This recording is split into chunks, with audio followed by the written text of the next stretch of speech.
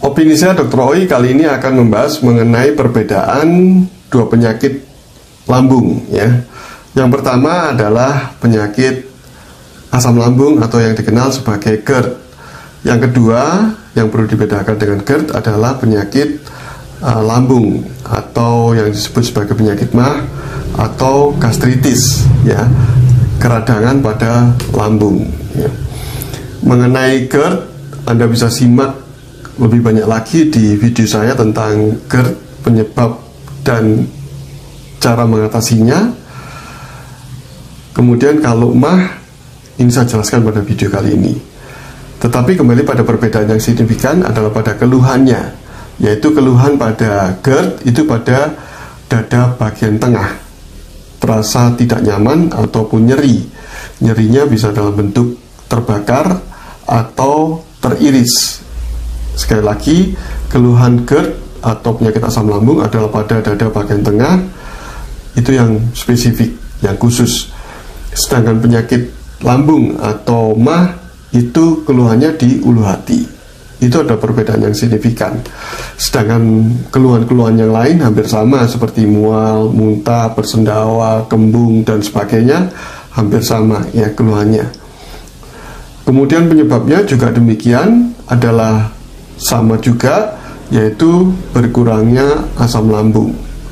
Tetapi pada MAH ada tambahan lagi, yaitu berkurangnya produksi dari selaput lendir atau mukus. Selaput lendir ini sangat penting sekali di dalam lambung untuk diproduksi agar mencegah iritasi dari asam lambung. Asam lambung bersifat sangat korosif. Jadi meskipun keasamannya berkurang, tapi sifat korosifnya itu masih tetap kuat ya. Korosif ini mengiritasi lambung bila lambung tidak dilindungi oleh selaput lendir.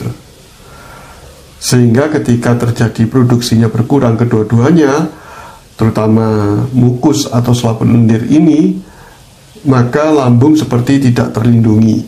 Sehingga asam lambung itu akan mengiritasi bagian dalam dari lambung kita. Dengan demikian menimbulkan keradangan atau iritasi. Bila dibiarkan terus-menerus, maka bisa menimbulkan perlukaan dan menjadi borok yang disebut sebagai tukak lambung. Sekali lagi penyebab keduanya adalah berkurangnya produksi asam lambung ya. Asam lambung sangat penting karena yang pertama fungsinya adalah melakukan pencernaan protein. Tanpa asam lambung yang sesuai, yang pH-nya 1-3, maka pencernaan protein akan terganggu. Maka timbullah gangguan kekurangan protein, antara lain gangguan pada otot, gangguan pada tulang, gangguan imun bahkan, karena imun tubuh membutuhkan protein. Dan di masa pandemi ini imun atau daya tahan tubuh itu sangat penting sekali ya. Itu adalah fungsi yang pertama. Fungsi yang kedua adalah mensterilkan lambung. Karena makanan kita tidak dijamin steril, pasti mengandung mikroba atau bakteri-bakteri, virus atau parasit. Nah, mereka ini tidak tahan terhadap asam lambung. Jadi ketika keasaman lambungnya normal, maka mereka tidak bisa berkembang dan bahkan mati ya, untuk melindunginya. Ketika asam lambung itu berkurang, maka mereka bisa berkembang biak. Terutama adalah bakteri yang disebut sebagai Helicobacter pylori, yaitu bakteri yang hidup di dalam lambung kita tapi tidak bisa berkembang selama asam lambungnya memenuhi syarat, yaitu 1-3. Ketika itu berkurang, pH-nya naik menjadi 4 atau 5, maka bakteri ini bisa berkembang biak dan mengiritasi lambung dan bahkan menyebabkan tukak lambung. Itu cerita mengenai penyebab gastritis karena infeksi Helicobacter pylori ya. Jadi sekali lagi, manfaat yang kedua adalah untuk membasmi atau membunuh bakteri yang masuk ke dalam lambung ya, mencegah supaya tidak masuk lagi ke dalam pencernaan berikutnya. Kemudian manfaat berikutnya adalah penyerapan nutrisi yang lain seperti mineral dan vitamin, ya. Mineral itu antara lain Fe atau zat besi, kalsium, magnesium, natrium, kalium, ya, dan masih banyak lagi. Kemudian vitamin yang terutama yang terserap di dalam lambung itu adalah vitamin B12. B12 sangat penting sekali di dalam produksi sel darah merah. Tanpa vitamin B12 atau kekurangan vitamin B12 menyebabkan anemia, kegagalan produksi sel darah merah, dan dampak dari anemia yang lainnya yang bisa mempengaruhi kesehatan kita, dan banyak sekali akibatnya, ya. Kemudian fungsi berikutnya dari asam lambung ini adalah tidak hanya bekerja berfungsi di dalam lambung saja, tetapi keasaman lambung yang sesuai tersebut akan memicu produksi dari sekret atau getah pencernaan lainnya yang berasal dari pankreas dan hati. Hati ini biasanya dalam bentuk empedu, garam empedu, ya, ataupun hormon-hormon lainnya. Nah, ketika pencernaan ini berfungsi dengan baik, maka penyerapan nutrisi juga bisa dilakukan oleh tubuh, sehingga tubuh bisa mendapatkan nutrisi dengan baik. Kegagalan penyerapan ini mengakibatkan malnutrisi atau gangguan nutrisi tubuh kita. Dampaknya tentu saja kesehatan secara keseluruhan juga terganggu. Itu pentingnya asam lambung.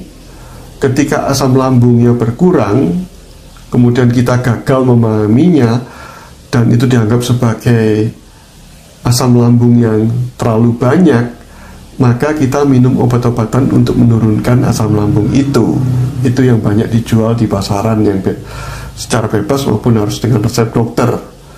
Obat-obat lambung itu antara lain antasida, obat mah yang Anda kenal, cairan yang biasanya berwarna putih atau tablet yang dikunyah, ya. Kemudian jenis H2 blocker, ya, yang Anda kenal dengan ranitidin, simetidin, dan yang lainnya, ya. Kemudian yang lain yang banyak diresepkan oleh para dokter adalah golongan proton pump inhibitor atau PPI. Nama dagangnya atau yang dijual di apotek-apotek adalah yang belakangnya prasol. Bisa omeprazol, ontoprazol, rameprazol, dan sebagainya, ya. Banyak sekali. Dan obat-obat ini justru mengurangi keasaman lambung. Memang pada saat terjadi serangan itu sangat bermanfaat untuk mengurangi keluhan. Tetapi pemakaian kronis obat-obat ini, pemakaian jangka panjang, justru akan memperparah penyakit lambung Anda karena berkurangnya asam lambung tersebut.